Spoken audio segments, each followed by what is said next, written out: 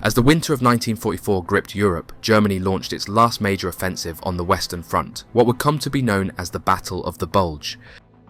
Among the daring operations during this chaotic period was the final airborne mission by Germany's elite paratroopers, the Fallschirmjäger.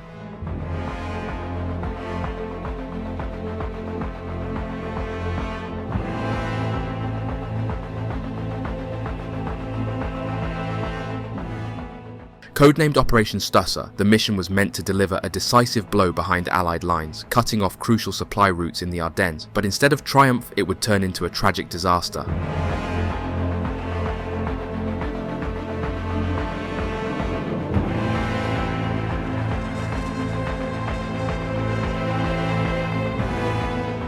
In the icy forests of Belgium, the Fallschirmjäger found themselves scattered, surrounded and isolated. The harsh weather, poor planning and fierce Allied resistance meant their only options were to fight to the bitter end or surrender. This is the story of courage, desperation and the unravelling of one of Germany's elite fighting forces in the final months of World War II.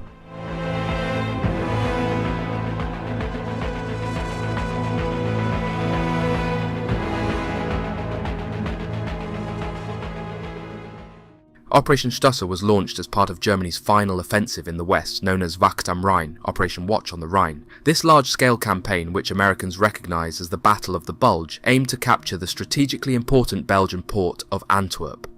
Antwerp had recently been seized by the Allies and was undergoing repairs to function as a critical deep water port.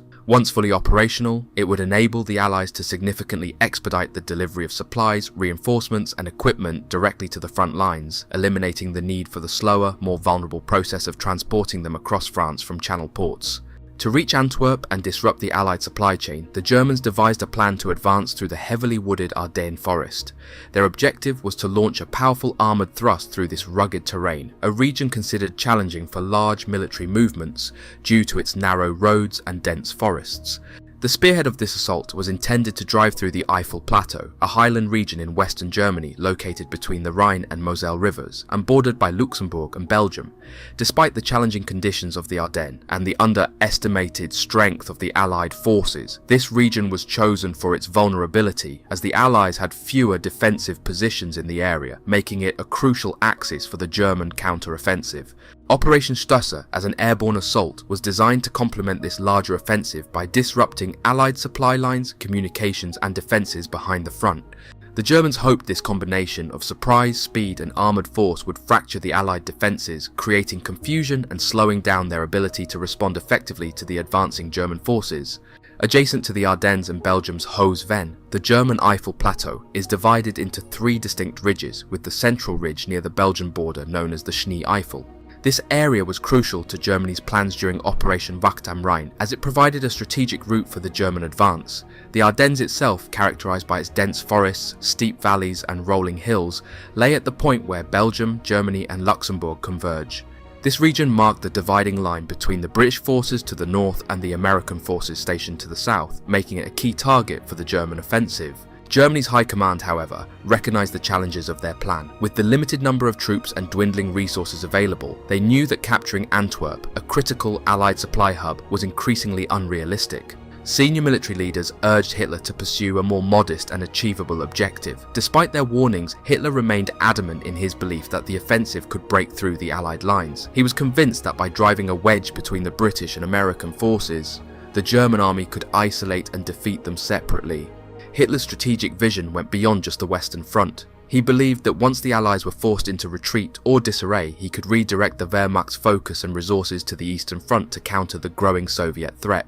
However, this plan was overly ambitious and fundamentally flawed. It underestimated the resilience of the Allied forces and overestimated Germany's capacity to launch such a large-scale counter-offensive, given the dire situation Germany was facing by the end of 1944. Ultimately, Hitler's refusal to adapt his strategy in the face of harsh realities contributed to the failure of the offensive and Germany's declining position in the war.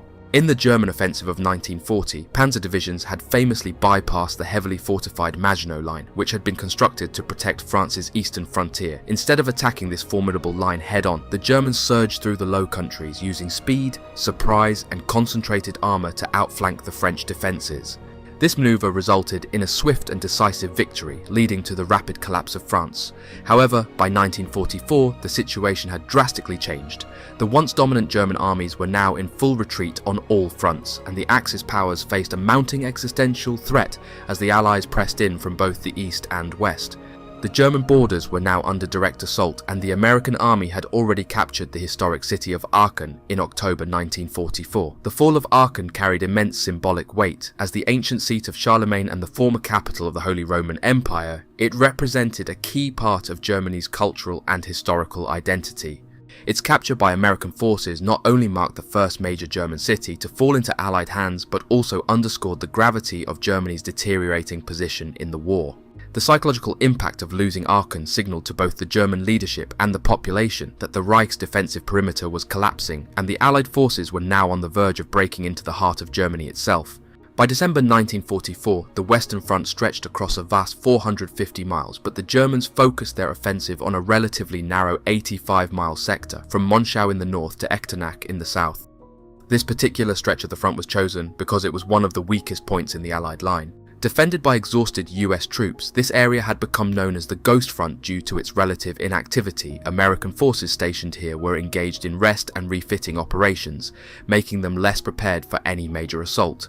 To these soldiers, the prospect of a large-scale German offensive seemed highly unlikely, especially given the harsh winter conditions and Germany's deteriorating military situation.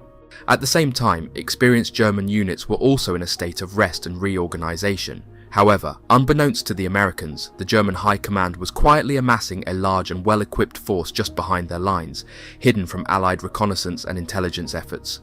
These preparations were part of a meticulously planned surprise assault designed to catch the Americans off guard and exploit the weak points in their defences. The Germans hoped that the combination of surprise, winter weather, and the Allies' complacency would provide them with the opportunity to break through the Allied lines and turn the tide of the war, despite the overwhelming odds against them. The front remained relatively quiet, with Allied advances into Germany being effectively stalled, giving the appearance of a stalemate.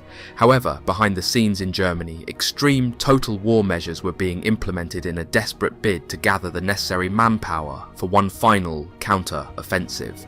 Towns and cities across the country were being stripped of able-bodied men to form the new Volksgrenadier divisions, hastily assembled units that were expected to play a crucial role in the upcoming offensive. Reflecting the dire situation, the draft age was lowered to 16 and extended to men as old as 50, revealing the lengths to which Germany was willing to go to defend its crumbling front lines. These drastic measures aimed to infuse the Wehrmacht with fresh manpower, despite the inexperience of many of the new recruits. The Volksgrenadier divisions were intended to serve as the backbone of Germany's final effort to break through the Allied front. In total, approximately 750,000 additional men were conscripted, providing a strategic reserve for the offensive.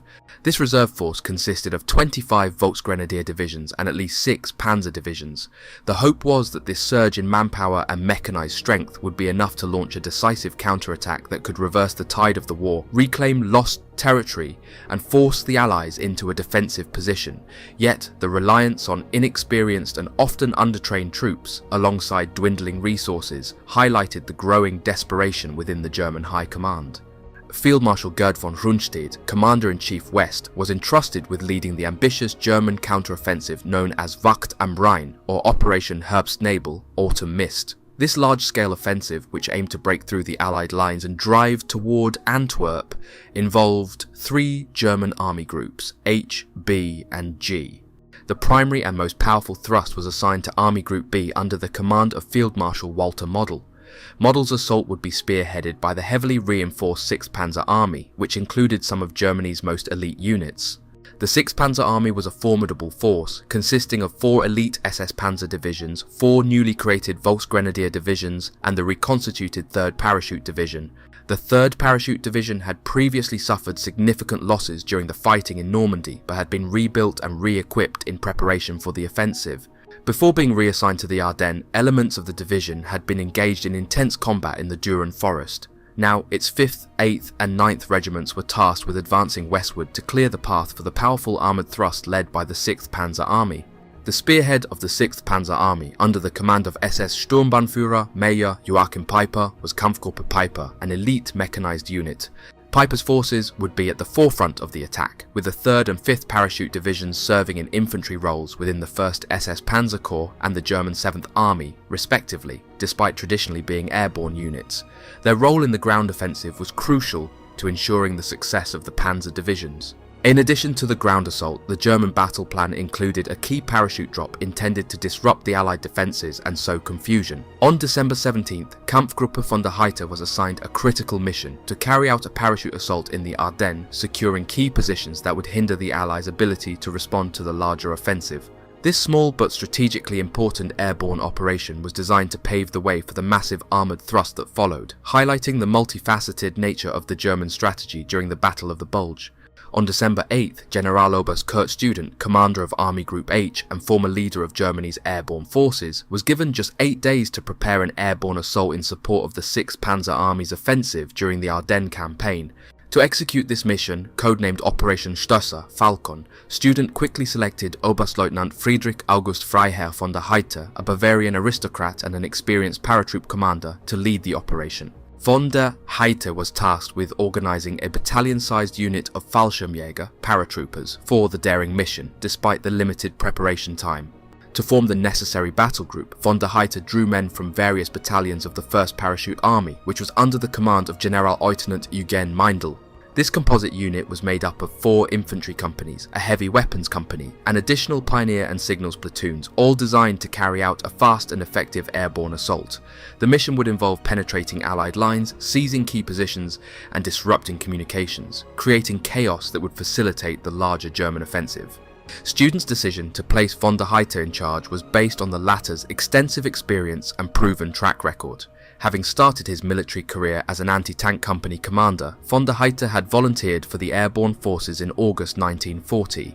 By December 1944, he had become a seasoned and highly decorated officer, having previously commanded both the 1st Battalion, 3rd Parachute Regiment and the 6th Parachute Regiment. At the time of Operation Stösser, von der Heydte was in charge of the battle school of the 1st Parachute Army, located in Alten, Germany, where his Kampfgruppe was assembled in preparation for the mission. Once his unit was ready, von der Heydte's Kampfgruppe was ordered to report to Field Marshal Walter Model's Army Group headquarters by December 15th for final coordination. The operation, though hastily organised, was a critical component of the German plan to disrupt Allied movements and pave the way for the 6th Panzer Army's advance during the Battle of the Bulge. Von der Heydte was given the formidable task of assembling a force of over 1,000 paratroopers for a high-risk and critical mission. His battalion was to undertake Germany's first and only operational night parachute jump, dropping deep behind American lines in the Ardennes during the opening stages of the Battle of the Bulge. The objective of this daring operation was to capture and control a series of crucial road junctions in the Hohes-Venn region, an area north of Malmedy. These roads connected the Elsenborn-Malmedy sector to Eupen and were vital for the movement of American reinforcements. By seizing these key junctions, von der Heydte's paratroopers would block American troops from reinforcing the front and clear the way for the armoured spearhead of the 6th Panzer Army. The planned drop zone was located approximately 11 kilometers north of Malmedy, in the Monterigi area of the Schnee Eifel. The primary target for the operation was a critical road junction linking Verviers, Eupen and Malmedy, which was essential for the rapid movement of Allied reinforcements. In case the mission encountered unforeseen delays, von der Heydte was given a secondary objective to secure the bridges over the Amblev River, which were also crucial for both American and German troop movements. If necessary, his men were to hold these positions until the German armour could arrive to reinforce them. The success of von der Heydte's mission was seen as vital to the overall German strategy in the Ardennes, as it was designed to disrupt American defences and aid in the rapid advance of German armoured forces. However, the plan hinged on precise timing and coordination, with von der Heydte's battalion expected to hold out in hostile territory until relieved by the advancing panzers within 24 hours. With just a week to prepare for Operation Stösser, Generaloberst Kurt Student ordered each battalion commander in the 1st Parachute Army to send their 100 best soldiers to Oberstleutnant von der Heydte. However, the Fallschirmjäger of 1944 were no longer the elite force that had earned a formidable reputation during the early years of the war. The paratroopers who had famously jumped onto Fort Eben-Emael in 1940 and Crete in 1941 were now a distant memory.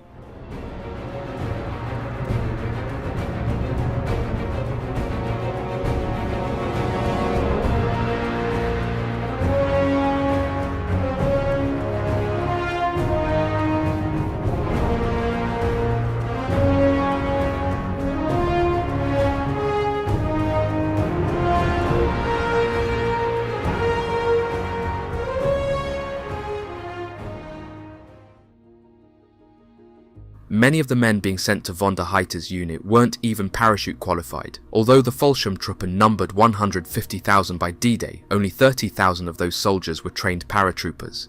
To make matters worse, some regimental commanders used the opportunity to offload undesirable soldiers, including inexperienced recruits fresh from basic training, rather than sending their best fighters. Von der Heiter quickly became aware of the limitations of his hastily assembled unit. He had to send approximately 150 men back to their original units due to their unsuitability for such a demanding mission. Only a small percentage of his new force had any prior combat jump experience, and worse still, only about 20% of his men were qualified to jump with their weapons, meaning much of their critical equipment had to be dropped separately in containers. This presented significant logistical challenges, as the soldiers would have to locate and retrieve their weapons in the darkness after landing. Compounding these difficulties was the fact that the operation was to be a night jump, the first and only nighttime combat parachute assault undertaken by Germany during the war. While post-1943 requirements for earning paratrooper insignia mandated at least one night jump during training, this would be the first time German troops would carry out such a jump in actual combat conditions. The added complexity of landing in wooded terrain, something the Fallschirmjäger had practiced but never experienced in battle, only increased the level of risk. The preparations for Operation Stoße were rushed, with little time for proper organisation or unit cohesion. Some Fallschirmjäger received last-minute jump instruction and were equipped with additional gear, but overall, the readiness of the unit was far from optimal.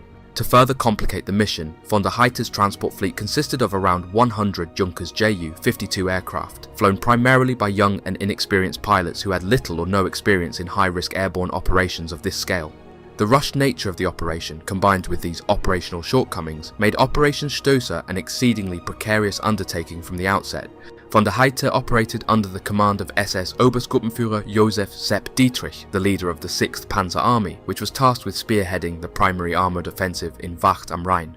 Dietrich, a man of humble origins who had risen through the Nazi ranks due to his loyalty to Hitler, starkly contrasted with the aristocratic Baron von der Heiter.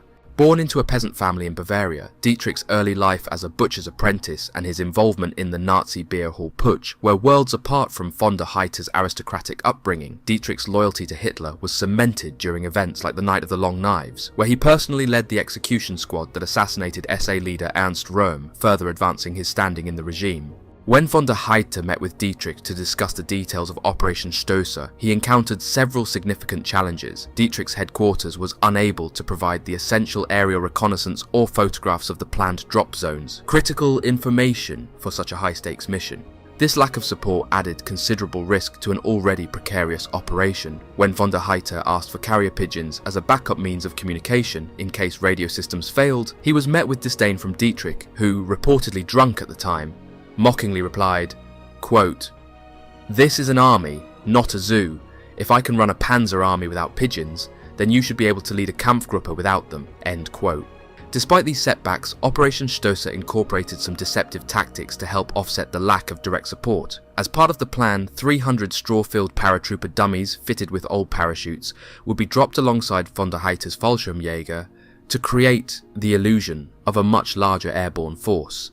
This decoy was meant to confuse and overwhelm the Allied forces, buying valuable time for the German ground offensive. Nevertheless, the lack of aerial intelligence and the dismissive attitude of Dietrich underscored the challenges von der Heiter faced as he prepared for the operation.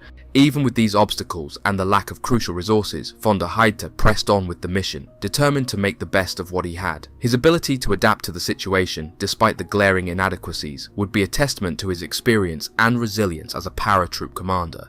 However, the success of the operation remained highly uncertain, as the Fallschirmjäger prepared to carry out their dangerous night jump into hostile territory without the full support they desperately needed. On December 15th, von der Heiter received his final briefing at the 6th Panzer Army headquarters. The time for the airborne drop, referred to as P hour, was set for 0200 on December 16th. With only 12 hours to organise his unit, von der Heiter had the daunting task of issuing orders to his composite force of mostly inexperienced paratroopers, preparing them for a high-risk night combat jump behind enemy lines. The operation was set to take place without any prior reconnaissance, in severe weather conditions and under strong winds, all of which further complicated an already perilous mission. Fully aware of these challenges, von der Heiter was realistic, if not outright pessimistic, about the chances of success. As evening fell, von der Heydte began mobilizing his unit for transport to the airfield, but logistical problems quickly emerged. By midnight, only about a quarter of his paratroopers had made it to the airfield in Paderborn. A shortage of trucks severely delayed their progress, compounded by the fact that gasoline meant for these vehicles had been stolen by another division. This unexpected setback further jeopardized the mission, already teetering on the edge due to the compressed timeline and adverse conditions. Adding to the complications, von der Heydte became the subject of suspicion due to his familial connection to Colonel Klaus von Stauffenberg, the officer behind the failed assassination attempt on Hitler in July 1944.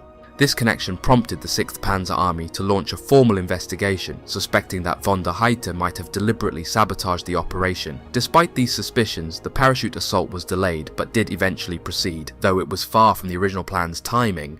Meanwhile, the larger offensive, Wacht am Rhein, moved forward as scheduled. In the centre and south, the 5th and 7th Armies made significant progress, pushing through Allied lines. However, in the north, the advance of the 6th Panzer Army, tasked with the critical breakthrough, stalled. The combination of unexpected and stiff resistance from Allied forces, compounded by the congestion of German armour on narrow forest roads, significantly slowed the momentum of the northern push. These delays proved to be a major obstacle to the overall success of the operation, hampering the ability of German forces to achieve the swift breakthrough that had been central to their plan. Despite the lack of progress on the ground, von der Heydte's parachute drop was still set to proceed, driven by the urgency of intercepting American reinforcements heading toward the front. German radio intercepts had confirmed that the Allies were rushing additional forces into the area, making the mission to secure the road junction near Malmedy even more critical. Although delayed until 0300 on December 17th, the objective remained unchanged: to halt the American reinforcements and support the broader German offensive.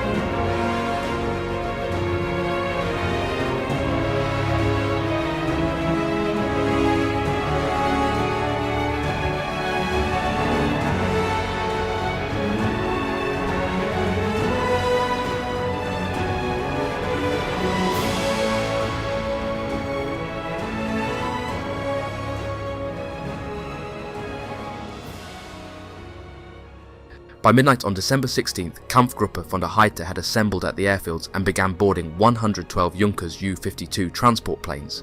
However, the operation was fraught with problems from the outset. The pilots and jumpmasters had received minimal coordination or joint training, resulting in a lack of synchronization and communication. Many of the Ju-52 pilots were inexperienced, with half having never flown a combat mission before. Despite these issues, the planes took off as planned, but complications arose almost immediately. To help guide the Ju-52s through the dark and treacherous conditions, searchlights and tracer fire from German anti-aircraft guns were used as makeshift navigational aids. However, as the planes crossed over Allied lines, formation cohesion quickly broke down. The combination of inexperienced pilots, strong headwinds, and unfamiliar flying conditions led to widespread confusion. Many pilots had not accounted for the headwinds, throwing their navigation off course. Matters worsened when Allied flak disrupted the already tenuous formations, further scattering the planes and pushing many of them miles away from the intended drop zone. In an attempt to guide the paratroopers to their target, a Messerschmitt fighter had been tasked with dropping flares to mark the drop zone shortly before the designated P hour. Unfortunately, only a few pilots were able to spot the flares, and the timing was off. As von der Heydte later recalled, cooperation with pathfinders in night jumping requires the most accurate timing. Due to incorrect wind data, the pathfinders in the Ardennes operation arrived at the drop zone almost a quarter of an hour too early. This not only alerted the American air defences in advance, but also left the last transport planes without guidance, forcing them to drop their men blindly. The miscommunication, combined with the chaotic conditions, severely undermined the mission. The paratroopers were scattered across a wide area, with many landing far from their intended objectives. The carefully planned assault quickly descended into disorder, and von der Heydte's men found themselves isolated, far from their intended targets, and in small, disorganized groups facing a mission that was rapidly unraveling. The parachute jump of Operation Stoesser turned into an unmitigated disaster. German paratroopers were scattered across the Belgian countryside, with many landing miles away from the intended drop zone, and some even landing as far away as Holland. Of the 112 transport planes that took off for the mission, only 10, one of which carried von der Heydte, managed to reach the correct drop zone. In one particularly extreme mishap, a rifle company was mistakenly dropped 50 kilometers behind German lines. To make matters worse, most of the signal platoon, which was crucial for maintaining communications, landed near German positions south of Monschau, far from where they were needed to coordinate the operation. The drop zone itself, located in dense forest coupled with ground winds gusting at 36 miles per hour, exacerbated the disaster. Normally, German paratroopers were trained to jump in wind speeds no greater than 14 miles per hour, making the conditions for this jump far too dangerous. As a result, the paratroopers faced catastrophic casualties upon landing, with over 10% of the men lost due to the treacherous winds and hazardous terrain. Tragically, some paratroopers were killed instantly when they landed in the dense woods, and their bodies remained undiscovered until the spring thaw months later. The survivors of the drop, shaken and disillusioned by the chaotic operation, expressed deep resentment over the lack of preparation and the heavy casualties that resulted. The widespread outrage among the Fallschirmjäger was palpable, with soldiers bitterly blaming the poor planning and rushed execution for the disaster. This anger was captured in an article published in Nachrichten für die Truppe, the German equivalent of Stars and Stripes, on December 22, 1944, which scathingly referred to the mission as Operation Mass Murder. The article reflected the overwhelming sense of betrayal and frustration felt by the paratroopers, who had suffered from inadequate training, mismanagement, and a loss of life that many viewed as avoidable. The shortcomings of German equipment, particularly their parachutes, played a significant role in the disastrous outcome of Operation Stoesser. The Fallschirmjäger were forced to rely on some of the worst parachutes used during World War II, which became especially dangerous under the high ground winds they encountered during the drop. As von der Heydte himself noted, quote, "The German parachute fell short of requirements. It caused an excessive swinging motion in gusty weather, was hard to control, and too much time was required to get out of the harness. Too much importance was probably attached to safety in jumping, and too little to suitability for combat operations." The casualties from enemy action, because soldiers couldn't free themselves from their harnesses quickly enough, were far greater than what might have been caused by a simpler, single-fastening harness release in the air, end quote. The German parachutes, particularly the RZ series, RZ-16 and RZ-20, were fundamentally flawed in their design. These chutes featured a single strap connecting the body harness to the parachute canopy, forcing paratroopers into a face-down position during descent. While this design was intended to create a stable fall, it required paratroopers to wear knee and elbow pads and perform a forward roll upon landing, an awkward and often injury-prone maneuver. Additionally, for the parachute to deploy correctly, paratroopers had to exit the aircraft in a very specific forward dive, known as the crucifix position. Any deviation from this made controlling the descent nearly impossible, even for the most experienced and physically fit paratroopers. As a result, the lack of control during descent, compounded by the extreme weather conditions and disorganized execution of the mission, led to numerous injuries upon landing. Many paratroopers sustained sprains or fractures during their uncontrolled descents and were rendered vulnerable to enemy fire almost immediately after hitting the ground. The inability to quickly escape their cumbersome harnesses also meant that many were defenseless and unable to respond effectively to Allied attacks. Many would hit things like trees and buildings and die instantly, especially when it was dark. Many could barely see a thing. These issues, alongside the poor planning and preparation that plagued Operation Stoesser, transformed what was intended to be a crucial airborne assault into a catastrophic failure. The paratroopers' inability to effectively control their landings or quickly arm themselves after touching down left them scattered, injured and exposed to enemy forces, further contributing to the overall disaster. The forward roll landing technique employed by the German Fallschirmjäger further compounded the limitations on the amount of equipment paratroopers could carry directly on their bodies. Apart from pistols, grenades and occasionally a submachine gun, they had to rely on supply containers for their primary combat gear, heavier weapons and essential equipment. These containers, dropped separately from the troops, created a significant logistical challenge. Retrieving them after landing could be both time-consuming and highly dangerous, especially in hostile environments where the paratroopers were immediately exposed to enemy fire. The delay in rearming after landing often left the Fallschirmjäger vulnerable at critical moments, when they were most in need of their heavy weaponry and combat supplies. The flawed parachute design added to these challenges. The parachute canopy was attached to the harness via 4 clips, 2 at the thighs and 2 on the left chest. These clips were notoriously difficult to unfasten, particularly in high-stress situations such as under enemy fire, or in harsh wind conditions where paratroopers could be dragged across the ground after landing. The difficulty in quickly disengaging from the parachute harness further exposed the Fallschirmjäger to danger, as many found themselves struggling to free themselves while enemy forces closed in or while being dragged by powerful ground winds. To address this issue, each paratrooper was issued a gravity knife, a specialized tool designed to quickly cut through the parachute risers in emergencies. While this knife provided a last resort solution for soldiers trapped in their harnesses, it did little to alleviate the core problems posed by the parachute's cumbersome design. The knife could only help if the paratrooper had the presence of mind to use it in chaotic situations, but it did not resolve the slow and awkward process of disengaging from the harness. Many of the injured Fallschirmjäger tragically died from exposure to the harsh winter conditions while waiting for medical help that never arrived.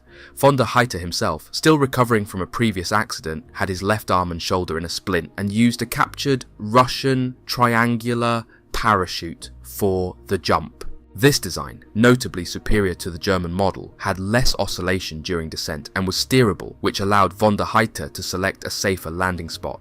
Despite these advantages, he still injured his right arm during the landing. 3 hours after the drop, only around 100 Fallschirmjäger had managed to reach the designated assembly point at the fork in the Ardenne road north of Monterigi. By the morning of December 17th, von der Heydte had gathered just a fraction of his Kampfgruppe, approximately 125 men, some of whom were already injured. Reflecting on the dismal turnout, von der Heydte later stated, quote, "By dawn I had collected 125 soldiers, a little more than a tenth of the Kampfgruppe," end quote. Faced with these severely diminished numbers, he set up a defensive perimeter in the surrounding woods and sent out small patrols to gather intelligence, attempt ambushes on American forces, search for missing weapons containers, and round up any stragglers who had survived the chaotic drop. In the early morning hours, one such group of Fallschirmjäger found themselves pinned down by American forces near a narrow trail. The Americans had spotted movement through the snow-covered trees and wasted no time opening fire. The Germans, armed with little more than rifles and light machine guns, scrambled to take defensive positions behind the thick trees, trying to return fire. The crack of gunshots echoed through the frozen forest as both sides exchanged rounds in chaotic bursts.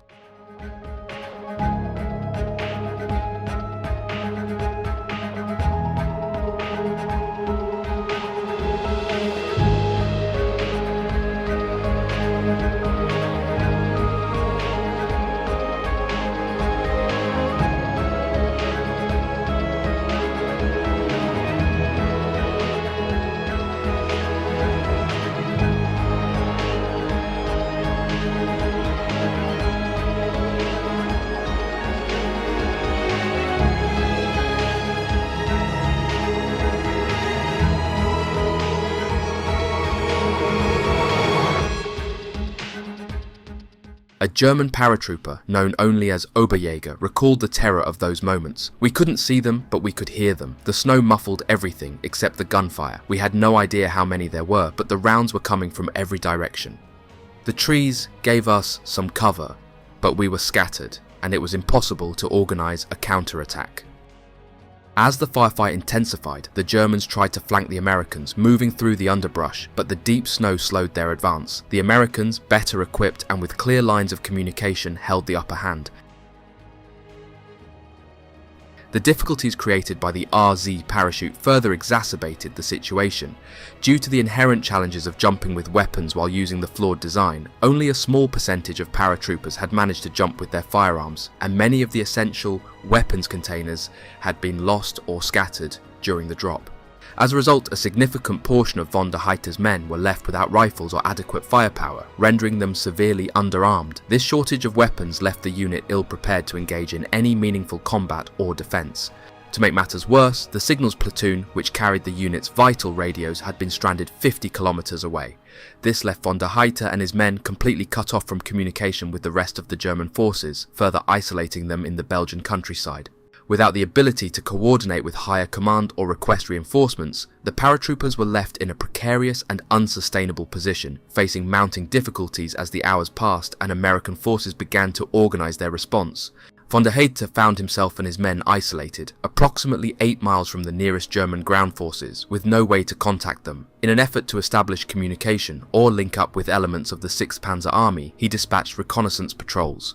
However, many of these patrols never returned, and those that did came back empty-handed, having failed in their mission. By the evening of December the 17th, von der Heydte had managed to gather an additional 150 scattered stragglers from his composite battalion. Despite this small influx of men, his total force numbered no more than 350, and they remained critically under-equipped, without support weapons, firepower, or radio communication. Realizing that the original mission, to block American reinforcements, was no longer feasible, von der Heydte had no choice but to lie low. He continued to send out small patrols, but with little hope of achieving their intended objectives. A stark example of the operation's failure came the day after the drop, when a group of Fallschirmjäger narrowly avoided disaster. While resting in a ditch, they observed a large convoy of American vehicles from the US 1st Infantry Division, the Big Red one, pass by. The Americans, unaware of the Germans' presence and mistaking them for fellow US troops, waved as they drove past. Other German paratroopers hiding in the nearby woods watched helplessly as the very reinforcements they were supposed to stop moved through the area unchallenged. This encounter underscored the complete breakdown of the operation's intended purpose. Despite the overwhelming odds, von der Heydte's patrols did manage to capture a few prisoners, including a motorcycle dispatch rider carrying operations orders for the US Army's Airborne Corps. However, the logistical situation for von der Heydte's forces was so dire that they were unable to process or transport these prisoners back to German lines, nor did they have the means to securely hold them. As a result, the prisoners were released along with the German wounded. Von der Heydte, in a personal gesture, sent a note to Major General Maxwell Taylor, commander of the 101st Airborne Division. He knew of Taylor from the Normandy campaign and asked him to ensure the wounded Fallschirmjäger received proper medical care. This gesture of mutual respect between paratrooper commanders highlighted von der Heydte's recognition of the futility of his position. Stranded and cut off, his Kampfgruppe was no longer capable of fulfilling its mission, and the small band of survivors was left to endure under increasingly desperate circumstances. The aristocratic von der Heydte's trust that the Americans would care for his wounded men was indeed based on previous interactions that had established a mutual respect between him and his adversaries. During the Normandy campaign earlier in 1944 on July 4th, von der Heydte, then a major commanding the 6th Fallschirmjäger Regiment, had played a key role in halting an attack by the US 83rd Infantry Division. In this fierce battle south of Carentan toward Perrier, the 83rd Infantry Division, particularly its 331st Infantry Regiment, suffered nearly 1,400 casualties. Despite the brutal fighting, von der Heydte displayed a sense of battlefield honor and humanity. After the fighting, he returned captured American medics to their lines, sending a note to the division's commander, Major General Robert C. Macon, explaining that he assumed Macon probably needed them. In that same note, von der Heydte made a remarkable request. Should the situation ever be reversed, he hoped General Macon would return the favour. This gesture of battlefield chivalry led to a temporary ceasefire, lasting 3 hours, during which 16 seriously wounded American soldiers were evacuated to safety. During this ceasefire, wounded soldiers from both sides who were being treated in enemy aid stations were returned to their respective forces, a rare act of mutual respect in the heat of combat. The Fallschirmjäger even assisted American medics in searching for other injured troops still on the battlefield, further demonstrating von der Heydte's compassionate leadership. This act of honour became widely known and was even reported by the American press, solidifying von der Heydte's reputation as an officer who adhered to principles of chivalry despite the horrors of war. His gesture earned him the respect of his enemies, and it likely influenced his confidence that the Americans would care for his wounded during the Ardennes campaign. Having extended a similar gesture earlier in the war, von der Heydte trusted that his note to Major General Maxwell Taylor during the Battle of the Bulge would ensure his wounded Fallschirmjäger would receive the same level of care he had once offered to his American counterparts. This shared history of battlefield honour and humanity transcended the violence of the conflict and reflected the deep, though rare, moments of respect that existed between enemies during World War II. The Luftwaffe made several attempts to resupply von der Heydte's paratroopers, who were in desperate need of weapons, ammunition, food, warm clothing and medical supplies as they struggled to survive behind enemy lines. However, these resupply efforts proved to be disastrously ineffective. Out of all the attempts, the Fallschirmjäger managed to receive only a single supply container. To their dismay, this container contained nothing of practical use, just cheap brandy and damp cigarettes, items that were far from the life-saving supplies they urgently needed. With the situation rapidly deteriorating, von der Heydte found himself facing a grim reality. His Kampfgruppe was running out of options. They were isolated, had no contact with the 6th Panzer Army, and were increasingly overwhelmed by the growing number of wounded soldiers, all while American forces steadily closed in on their position. Von der Heydte's unit was on the verge of being completely surrounded, and their ability to mount an effective defence was rapidly fading. Recognizing the dire circumstances, von der Heydte made the agonizing decision to send the wounded and those unfit for combat back in the direction where he believed the German front lines were located. This was a desperate and final attempt to save as many lives as possible, as his depleted and ill-equipped unit could no longer effectively defend itself or care for its wounded. It was a decision born out of necessity, a last-ditch effort to ensure that at least some of his men might survive, even as the situation grew more untenable with each passing hour. The remaining paratroopers, facing overwhelming odds, were reorganized into an assault group in a final desperate attempt to break through the encircling Allied lines.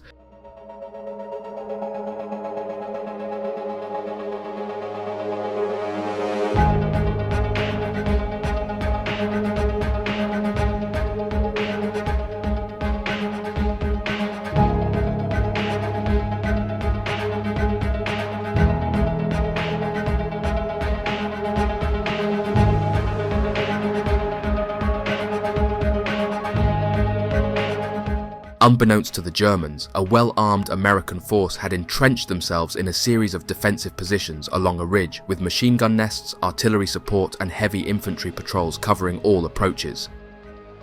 As the Fallschirmjäger cautiously advanced, the stillness of the snow-covered forest was shattered by the sound of automatic fire and mortar rounds. The Germans, already low on ammunition and some without guns and coordination, found themselves pinned down once again, this time by a numerically superior enemy.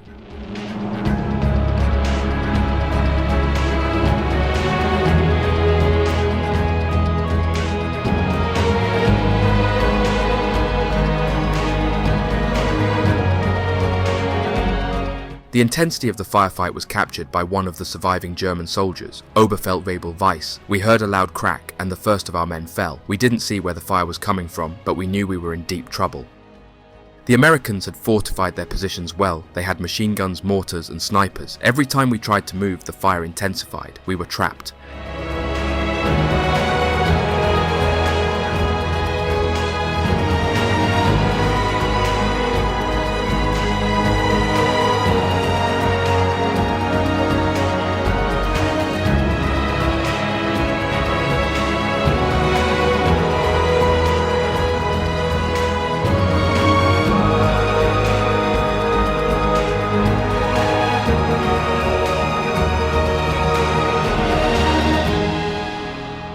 It was clear that if we didn't retreat, none of us would survive. After suffering heavy casualties and realizing the futility of their assault, the Germans were forced to withdraw, retreating back into the forest to avoid being completely overrun. Exhausted and demoralized, they had no choice but to abandon their push and attempt to regroup once more, knowing that their mission had all but collapsed in the face of overwhelming American defenses. However, the breakout effort ended in failure, with the Fallschirmjäger suffering heavy casualties. By December 21st, von der Heydte, fully aware of the gravity of their situation, made the decision to divide the remaining survivors into small groups of 2 to 3 men, ordering them to try and reach the presumed German front near Monschau, where they hoped to find safety. Accompanied by his adjutant and orderly, von der Heydte himself began the arduous journey toward Monschau, believing it was in German hands, as it had been marked as an early objective of Wacht am Rhein. However, unbeknownst to him, Monschau remained firmly under American control, occupied by a US Army Engineer battalion. By this time, von der Heydte's physical condition had worsened significantly. The pain from his shattered left forearm, coupled with the injury to his right arm sustained during the jump, had become unbearable. On December 23rd, realizing he could no longer continue, von der Heydte ordered his companions to leave him behind and pressed on alone. Upon reaching the outskirts of Monschau, von der Heydte found shelter in a local house, where he stayed for a couple of days, attempting to recover from his injuries. Recognizing that he could not continue any further, and that his situation was hopeless, von der Heydte asked a local resident to contact the nearby American forces. Soon after, American troops stationed in a hotel serving as their headquarters in town arrived. Von der Heydte, commander of Germany's only night combat parachute drop during the war, surrendered to the Americans, marking the end of his ill-fated mission. While Kampfgruppe von der Heydte failed in its primary objective of securing the key road junctions and delaying American reinforcements, Operation Stosser still managed to cause some disruption. The unexpected presence of German paratroopers behind Allied lines triggered significant alarm among both frontline troops and higher command. Perhaps the most effective aspect of the operation was the use of dummy Fallschirmjäger, which were dropped north of Camp Elsenborn. These decoys successfully confused the Americans, leading them to believe that a much larger German airborne force had landed. The scattered landings and isolated skirmishes further fueled this perception, causing the Allies to significantly overestimate the number of German paratroopers in the area. This confusion contributed to the overall sense of disorder in the early stages of the Battle of the Bulge, even if the operation itself ultimately failed to achieve its intended strategic goals. Initially, the belief that entire German divisions had been dropped behind American lines rather than just a scattered battalion created widespread confusion and panic among American forces. This perception was exacerbated by the activities of SS Colonel Otto Skorzeni's English-speaking commandos, who, disguised in US uniforms and driving American jeeps, infiltrated American positions to spread further chaos. Combined with the early successes of the Ardennes offensive, these factors had a profound psychological impact on the American troops in the region. Reports of German paratroopers operating behind their lines triggered numerous alarms in the American rear areas, forcing them to divert significant resources to hunt down what was perceived to be a far larger force. Though von der Heydter's Kampfgruppe failed to achieve its primary objectives, the confusion it caused succeeded in diverting American attention away from reinforcing the front. For several days, American reserves were tied up in the search for elusive German paratroopers, giving the Germans valuable time, even if only temporarily. This disruption, combined with Skorzeni's operations, delayed the American response and contributed to the overall chaos in the early days of the Battle of the Bulge. In a frank post-war assessment of Operation Stoesser, von der Heydter acknowledged the failure of the airborne operation. Quote, "The airborne operations connected with the Ardennes offensive were definitely a failure. The force committed was far too small. The training of parachute troops and troop carrier squadrons was inadequate. The Allies had superiority in the air, the weather was unfavourable. Preparations and instructions were deficient. The attack by ground forces miscarried." In short, almost every prerequisite of success was lacking. At that time, the Wehrmacht was so hopelessly inferior to the enemy in manpower and materiel that this operation can hardly be justified, and is to be regarded only as a last desperate attempt to change the fortunes of war. End quote. Despite this sombre reflection, von der Heydter's legacy endured beyond the war. After Germany's defeat, he continued his military career in West Germany, rising to the rank of general in the newly formed Bundeswehr. His leadership during one of the most desperate chapters of World War II, combined with his acts of battlefield chivalry, left a complex legacy. Von der Heydter passed away on July 7, 1994, remembered as a figure tied to both the valour and the futility of Germany's last-ditch efforts in the war.